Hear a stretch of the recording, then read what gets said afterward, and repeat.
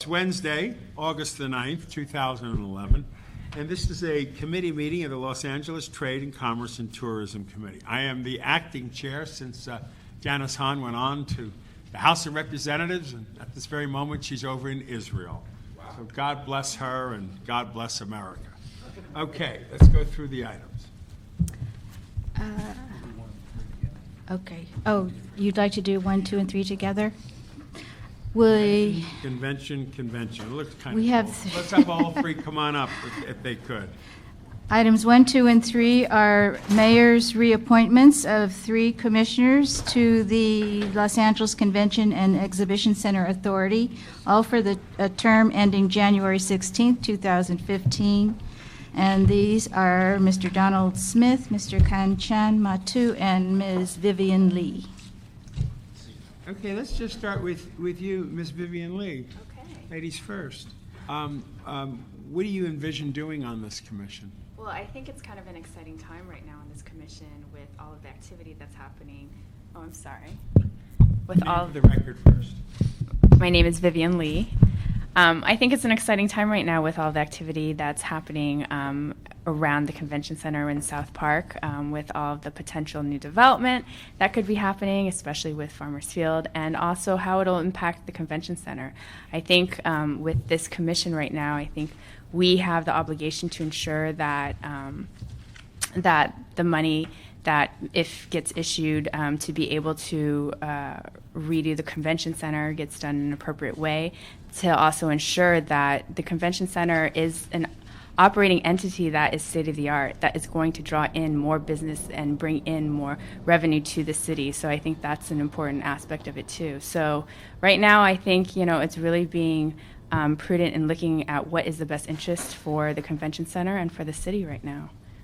Appreciate that. We voted 12-0 this morning in the full council on the MOU, which is non-binding but does set up the parameters for us to negotiate a deal. If all goes well, we'll have a deal by May, and then 2014 we'll have the reconstructed convention center, including Pico Hall, and by 2016 we should be ready for the kickoff, and I'll buy a ticket and sit there for the opening game of the NFL in 2016. That's the immediate time frame that we're looking at. Tell us about your background and your sensibilities about being on this commission. My background is really in economic development, and especially community economic development. My background is with working in nonprofit, working with businesses, helping create small businesses, helping create jobs, helping create economic reinvestment into community. So I think that's the aspect of, that part of it, of what I bring in that background. And because, really, this is a much larger scale than probably what I've been used to in the nonprofits of more community-based models. But that's what it is. It's creating jobs, creating economic opportunity, and it's creating, a livable, community in which people can thrive, have economic opportunity, and live well. So I think that's the area of expertise that I can bring to it, ensuring that. Great. I look forward to you serving on the commission. Obviously, I cannot vote here. It's a committee of one, but I will pass it on to the full council. When will that be acted on? We can get it in as early as next week. We don't have a specific date set right now, so we'll have to work with the individuals. Great. We'll do it early next week. We'd like to get it done before we go on recess. Perfect. Thank you, Councilmember. Thank you very much for your comments. And your name, sir, for the record? Donald H. Smith. So why do you want to be reappointed again? You've been on it before. What do you see that turns you on to want to stay on it? Interesting. It's very challenging, very interesting times. It's wonderful things to continue to be able to support the city in various capacities. I first was on the Board of Rights of the police, and then the Greek Theater Advisory Committee, and then I also was a commissioner for the Cultural Affairs, and I've enjoyed the 4 years that I have been with this particular commission, and I look forward to serving the citizens of Los Angeles with an open mind. It's beautiful. We appreciate that very much. You have been a tremendous contributor to the city, and I'm impressed that you're willing to step up to the plate and do some more time. Appreciate that. Now let me ask you the tough question. What's that? Is this being recorded? It sure is. Listen, strike it. The tough question, frankly, is how do we ensure the fact that this relationship with AEG that we're in the process of developing protects the taxpayers? Well, I think that's an overriding question of seeing, well, I'm very impressed with the ad hoc committee that has been established and the people that has participated in the discussions and being able to do something, that really supports the taxpayers in the city of Los Angeles, especially reducing the amount of bonds and things like that. So I think we have to be always diligent to ask the right questions and ask for the right answers so we can act on it in an appropriate manner. Well, thank you for that. Here's the tougher question. San Diego has 8,000 hotel units right around it. They're sitting on the beach. Los Angeles City right now has about 1,700 units there or hotel rooms there downtown. And to be competitive, the first thing they have to do is up the number of hotels. So we're up to 4 or 5 or 6 or 7,000 rooms, and compete against a San Diego, or for that matter, an Anaheim, or for that matter, a San Francisco. What would, in your mind, as convention chair, give them the enticement to want to come to downtown LA? You mean building more hotels? Yeah. Well, I think the fact that you have the Farmers Stadium there and the being more cohesive, I think unity than it is in San Diego. My understanding it perhaps is more spread out and things like that. And I think perhaps you get the people more attentive here. I think in San Diego perhaps they don't pay as much attention to what's going on and so forth. But I think it's a major thing to be able to do is to get more hotels here. And I think AEG, and when they spoke to our commission, said of all the various hotels, Marriott and so forth, are interested in, and I think they're going ahead with the possibility of building. I think they have the land. Great. Well, we look forward to that, and thank you for your positive feelings about it, and we look forward to your continued leadership on the convention. It's a pleasure to be serving on this commission. Thank you. Good to be with you too now. Appreciate it. Sarah. My name is Kanchan Matu. I am the vice president of the commission this session. I come from a background of film as well as working in the political realm, and I am currently serve as the development director for the Hollywood Fringe Festival, which is an open arts festival in Hollywood that we've started up in the last 2 years.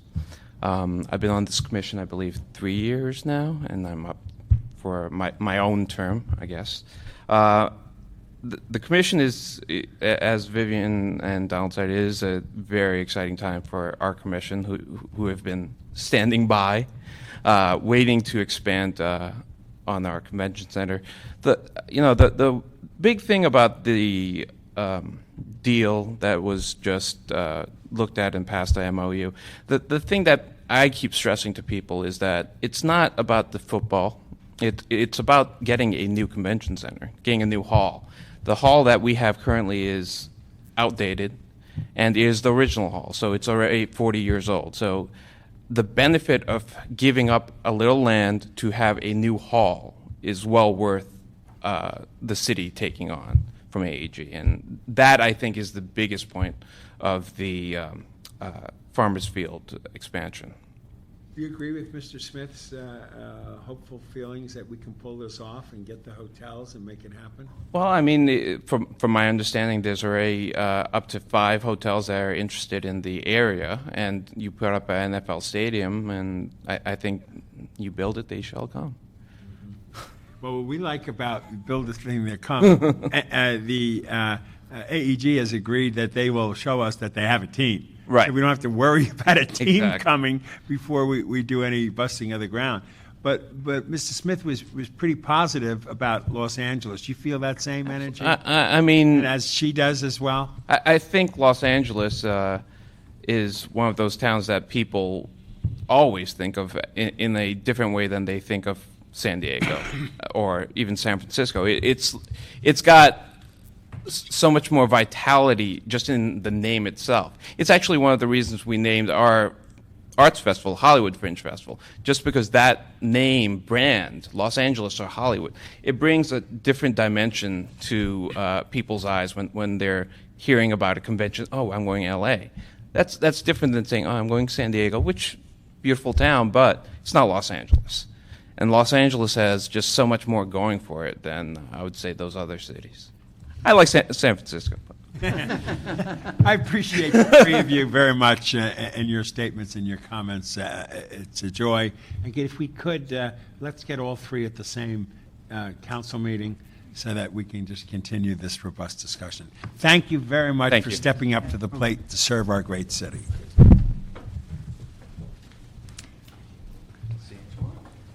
Item 4. Yes.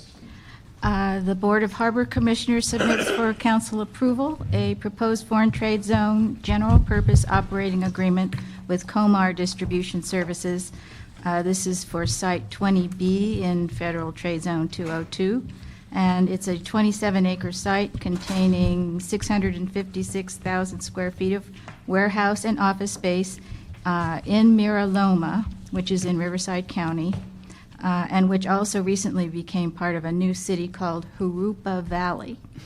The operating agreement would have a term of 5 years with 3 5-year renewal options for a potential maximum term of 20 years.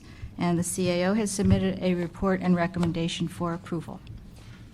It seems like it's exciting. Yes, Good afternoon. good afternoon. Yeah, she said everything I was going to say. I mean, you know, the Foreign Trade Zones is a program that is to help create jobs, help business, and we, we don't make a lot of money on it, but it's an economic development program, and so we request the Committee of One to support it. Was there an RFP? Was it competitive bidding? How did this come Yeah, about? no, actually, any business has an opportunity to come if they meet the requirements to get a foreign trade zone designation over their, say, warehouse. So what it does is it allows the businesses that they may be bringing product into the warehouse and maybe coming in through the port, and if they're going to re-export it, it allows them to defer paying duties. They may ultimately then bring it into the U.S., but that deferral of duties gives them an economic advantage. Sometimes they do value-added things to the whatever items are brought into that warehouse. So it helps them financially and helps them grow their business. And from our end, it's a no-brainer to Yeah, incent right. them and give Exactly. them that opportunity. Right, right. How many zones are there? Well, we're around the country. There are 257 foreign trade zones, and so we have one. There's also one over at the Port of Long Beach as well.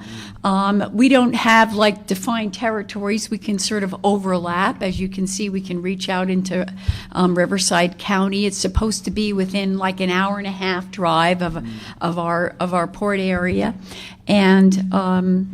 and as we can, we try and grow that program. Are there plans for more?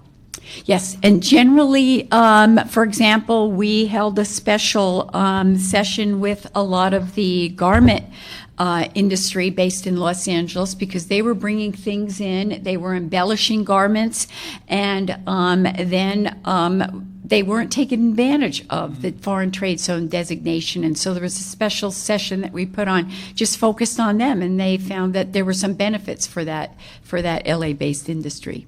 Sounds exciting to me. It's a 27-acre site, Yes. and it contains 656,611 square feet of warehouse and office space, and then it mentions where it is. So one hand washes the other, and it's all connected. And it Yes, makes the harbor yes. a more effective location. Right. Wait, right. do you want to add anything to that? No, I just ditto what everyone has said, and we feel it's Your been a name for the successful record. program. Yeah, my name is Alvin Newman from the CAO's office. It's been a very successful program, very unique program. Well, this sounds great, too. We will move it out of committee. Thank you very much for coming up and sharing with us the insights into it, and we look forward to council action on it before recess, if we can pull it off. Okay, item number 5. 5. Under item 5, the Board of Harbor Commissioners submits for approval the First Amendment to an agreement with Tetra Tech to serve as concession and grant administrator of the Port's Clean Truck Program. The amendment would extend the contract with Tetra Tech by 9 months, expiring in June 2012. Very good. Well, we're very proud of what we're doing in the harbor. Obviously, it's a model for the rest of the nation, and as we make it deeper and others try to compete with us, be it in the Gulf or on the East Coast, they better get clean about what they're doing for their communities. Please explain what the Clean Truck Program is, how it came about, and how it's working. Yeah. Well, the program that we actually enacted in October 2008 set up progressive bans to ban the older trucks from coming into our port. And one of the reasons we're asking for an extension of the contract is the last ban goes into effect January 1st, 2012. We basically have 95% of the trucks coming in and out of the port that are at least 2007 EPA compliant trucks. A lot of the newer ones are 2010 trucks, and we have a good fleet of LNG, alternative fuel trucks coming in. But there's a few holdouts that are probably going to wait till December 31st to flip their truck. And so we will capture them by January 1st. It will be 100% clean trucks. And we've been able to, from trucks alone, reduce emissions by 80%. The program has been extremely successful. It is now being modeled all around the country. We're at our next board meeting, we're going to announce our air emission reductions now from 2005 to the year 2010. And so the numbers that we all have in our heads about the 50% reduction, we have some new numbers, and I have to tell you they're significantly higher, and we're pretty proud of them. So overall, it's been a success, and we're coming to the end. We need Tetra Tech. We're actually moving into an enforcement mode. You know, all the bans will have been in place. Now we're making sure that under our concession agreements that the trucking companies make sure the trucks are maintained, that they have their off-street parking plans. And so we're, during that period of time, as the contract runs out with Tetra Tech, we're going to be looking at, okay, what resources do we need as we go into the enforcement mode of the program. That sounds exciting. And you mentioned that other places are doing it across the country. Where are they doing it? Seattle, Oakland, New York. New York, New Jersey is Jersey. one. Jersey boy. I'm a Jersey gal. I should have mentioned that. But New York, New Jersey. I think San Diego may have had some. Houston. Any others that you can remember? Most of the bigger urban ports around the country. That's great. Now tell me about Tetra Tech. Do they have the staff? How do they work and how do they operate? Yeah, Tetra Tech actually came on. They're really working for both ports as our concession administrator. So they really helped us in, when we first started taking the applications for the concessionaires, they processed all those applications. They operate our clean truck center, which is down at the port. So we have, say, a trucker comes long haul, drives from New Jersey and shows up, at the port, and he's like, what is this? I don't know what this program's all about. We man a center where he can go over and get a day pass and learn about the program. So they do all of that administration. And they also run the data for us to look at. We get monthly data reports where we look at and say, make sure that, we look for data that doesn't look right. So if a trucker came in and out, like 30 times in one day, that would say something's wrong there, Is he passing his information? We'll go and check up on various things. And if we find someone is not complying, then what Tetra Tech will do is what we call red light that truck. So that truck comes up to the gate again. The guy at the gate will get signaled that truck is not allowed in the port because they've been violating the program. So they administer all of our, all of the data and the overall program and our truck center and make sure the bans are enforced. And now we're coming to the end of that. And you mentioned that the Long Beach and us cooperate with this, we both do it. Are they coming up for an RFP or continued service? Where are you with this group? Yeah, we are actually, their contract will be extended till next June 30th, next year. In this interim period, we're working out what our enforcement program is. For example, how often are we going to go out and check, that the maintenance has been done on the trucks? Now, a lot of the trucks are in warranty period, so that's not so critical. But, there's parking plans that they had to submit. And to make sure they have off-street parking and they're not parking on the streets and they're not going down streets that they shouldn't be riding on. So we're going to lay out, working with our Port Police, how we're going to do the enforcement, what resources we need. And so it's likely we could be coming back maybe for a totally different type of contract or a different type of company. We may need mechanics that can look under the hood of trucks to say, okay, this is, the equipment is being maintained appropriately and what have you. And they obviously, if they're a good player in there, would we apply through an RFP and do it? It's likely that Tetra Tech would come back through a new Have others program. come up to you and it's asked for the job? There's always, not me personally, I try not to get involved in the consultant selection process, but I'm sure that there's others that have interest in this. Administering the program costs us a lot. Right. When we get into doing some of the maintenance, Tetra Tech is probably not the consultant that we need to have doing that. We maybe we bring on some more employees and they do the maintenance. I don't know. We have to really go through that and decide how we're going to move forward into the next phase. Great, and we'll know more about that probably March, April. Yeah, right, exactly. Get ready to right. That point. Well, thank you for that, and of course, I'm going to recommend that we approve this and go forward with it, but we'll bring it to the council that way as well. Thank you, and thank you for your leadership at the board. It's great having you there. Next item. Under item 6, the Board of Harbor Commissioners submits for approval permanent board order and accompanying ordinance to amend the port tariff to renew for a third year an exemption for the assessment of wharfage fees on transferred merchandise. Wharfage fees, that's Yeah. what Yeah. Stuff, we collect wharfage on material that comes across the wharf. So the cargo pays us wharfage fees. But sometimes cargo comes into our port by either truck or rail or goes out of our port, truck or rail, and doesn't go across the wharf.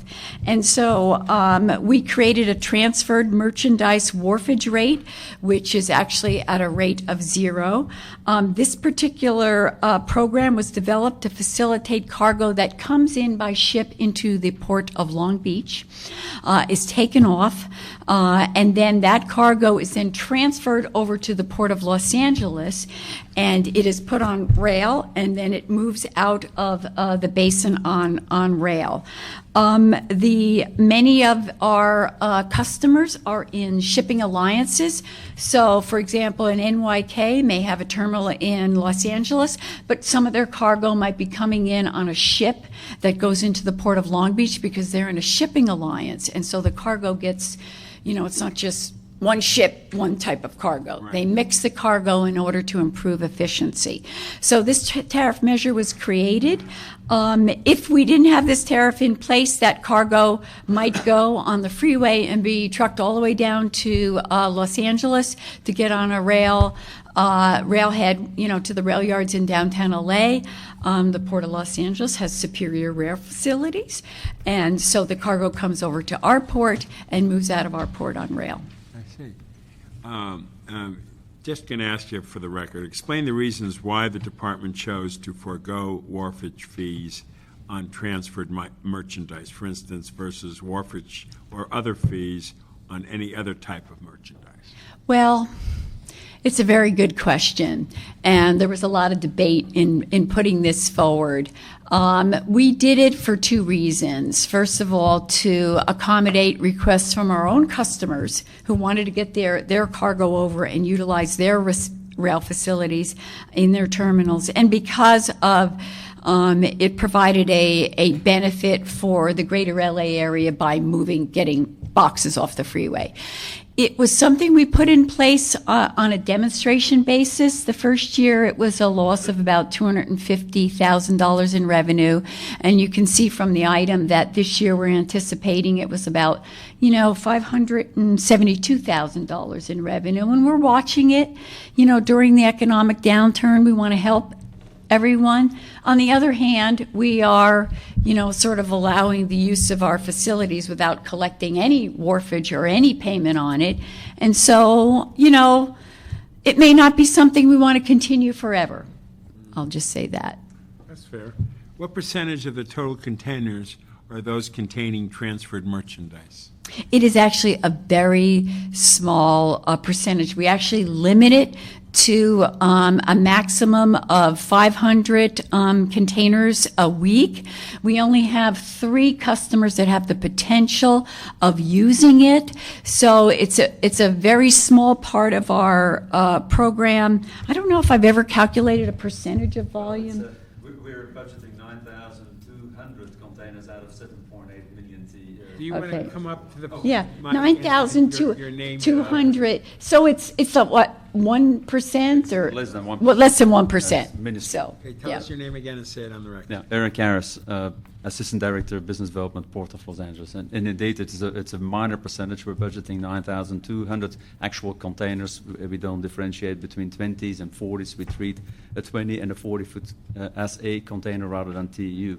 But nonetheless, if you look at 9,200 out of 7.8 million TEUs, it's an absolute minuscule percentage of transferred merchandise. And in addition, actually, if we were to charge wharfage, we may actually not see those boxes coming across, period. So it's the whole issue of revenue is a bit of a tricky one, if you will, because the move would probably not take place if we were to charge the wharfage. Yeah, we did suggest to the Port of Long Beach they could charge a 50% rate, and we could charge a 50% rate. But Well, saying So- that is that last question, which is really what you alluded to before. At what point might it be possible to terminate this exemption on wharfage? Yeah, well, we're only renewing it for a year, and actually the tariff allows me to turn it off immediately if we suspect that a ship is going into Long Beach for the purposes of offloading there, and with the intention of moving the cargo out of rail facilities in Los Angeles. So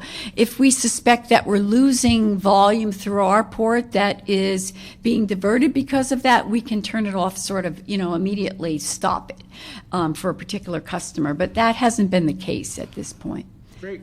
Well, thank you again for everything you've said on it. And I appreciate the fact that you understand Long Beach from your own experience there and can bring together both ports under same supportive, efficient, cooperative way. Yeah, yeah, all right. Okay, thank you, Councilman. Next item. Under item 7, the Board of Airport Thanks Commissioners. for coming down. I appreciate that. The Board of Airport Commissioners submits for council approval the Fourth Amendment to a contract with K. Scholler LLP for legal services related to federal regulatory issues and litigation at Los Angeles International Airport.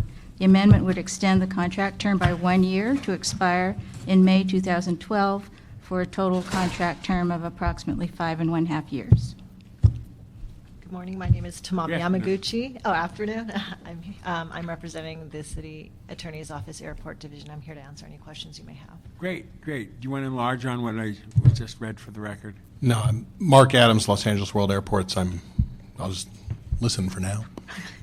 Smart man. Does the city attorney expect that these pending cases in which Kay Scholler is representing the city will finish within the next year? We're hoping that that's what will happen. We can hope. You're optimistic, do you We think? are optimistic. Okay. Of the $4,200,000, how much compensation authority remains with this contract? I believe there's around approximately $650,000 left on the contract. And you find what they're doing working well? Yes, I believe they've done an excellent job so far. Okay. You want to comment on that? Mr. Chairman, Bill Cricht to the CAO's office. We've reviewed this, and this is very complex legal assistance is being provided. There's litigation, there's tariffs, there's rent, there's all kinds of things that are involved in this, and so it is very complex, and we've reviewed this, and we agree that Kay Scholler, based on their experience in this type of in this area, as well as their experience in history, now they've had 4.5 years with LAWA on this area, and the importance of this and the amount of money that's at stake, we believe that this is the way to go. Great. Well, thank you all for that. And we'll pass it on to the council for action. Thank you. Appreciate it. Next item. Under item 8, the Board of Airport Commissioners submits for council approval a replacement lease with Mercury Air Cargo for the occupancy and use of land and improvements located at 6851 West Imperial Highway at LAX. And this is for a term of 16 months expiring in September 2012, primarily so that Mercury Air Cargo can continue with environmental remediation of subsurface and groundwater contamination on the premises. Very good. Is there a representative from Mercury here?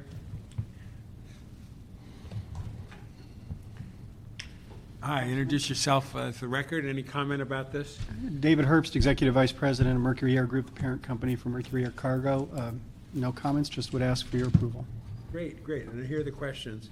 When will LAWA staff prepare and issue an RFP to solicit new leasee for the leasehold at 6158 West Imperial High? Mark Adams again, Los Angeles World Airports. This lease the proposed lease would run through September. I would believe we'd probably be doing the RFP late this year or early next year, based on that. With that in mind, would you expect Mercury Air Center to submit a proposal, or does it already have another location where it can conduct its business as a fixed-base operator? Mercury already has a couple other air cargo facilities, but whether or not they are going to submit a proposal would be something David would. Thank you, Councilman. Just for a term of art, Mercury Air Group no longer operates Mercury Air Center. We operate Mercury Air Cargo. Mercury Air Cargo is the leaseholder. What was the Mercury Air Center at LAX is now the Atlantic FBO. Relative to what we would do in 16 months, I can't say right now relative to the cargo facility. We might rebid. Let me answer the question this way, Councilman. We certainly know that if we were interested in staying in the cargo facility, we would have to participate through the RFP process. Very good. Well, thank you for your answers. Thank you. And thank you all for bringing this all before it. Any other comment? I will say, again, Bill Kreitz to the CAO's office, I will say one of the things that I think that's important to note that here is that Mercury Air Cargo is taking sole responsibility for the soil and contaminated soil and water remediation. There will be no cost to LAWA. So with that in mind and the other things that have been stated, we concur with the department's request. Great. I like that. No cost to us. So hats off to you and to your group for doing it. Thank you, Okay, Council. thank you. We'll take this off and bring it to the council for action as well. Thank you. Thanks. Thank you. Under item 9, the Board of Airport Commissioners submits the third amendment to a contract with the Sohagi Law Group for legal services to assist Los Angeles World Airports and the city attorney with land use, environmental law, and related matters. The amendment would increase the authorized compensation by $500,000 for a total contract amount of $1.275 million and would extend the term by an additional 3 years for a total term of 6 years expiring in August 2014. Why do you want to extend those group? Oh, good morning, or Morning, afternoon yeah. rather. Whatever time it is. Really? Tim Daze, City Attorney's Office. Right, Tim. The Shahagi Group has been the environmental lawyers assisting our office at the Department of Airports for a number of years on a variety of programs, specifically the master plan and the study groups and things of that general nature. It's going to go on for another 2 or 3 years. And there's about $190,000 roughly left in the contract. We want to add about another $500,000 to it to extend over the period of the time of the contract in order to have continuity and representation. And clear enough for somebody listening to this, this doesn't come out of city monies, it comes out of LAWA money. That's correct. The funds that are generated from the Department of Airports must stay at the Department of Airports. Any of these contracts that are enter into not only with general contractors but also outside counsel does not cost the residents and the citizens of the city of Los Angeles any money at all. It comes from the budget and expenditure and funds from the Department of Airports. Very good. Mark, do you want to add anything to this? Not for this one, no. Did you want to add anything? Andrea Mills, CA Office. No, we would just support and recommend approval. You just support it and recommend approval. Okay. Piece of cake here, folks. We'll move forward and we'll take it to the council expeditiously. Thank you, Councilman. I appreciate it. Thank you all very much. Well, there we go, folks. The meeting is adjourned unless there's any public comment out here. I don't see any public comment. We adjourn the meeting of August 9th of the Los Angeles Trade, Commerce, and Tourism Committee.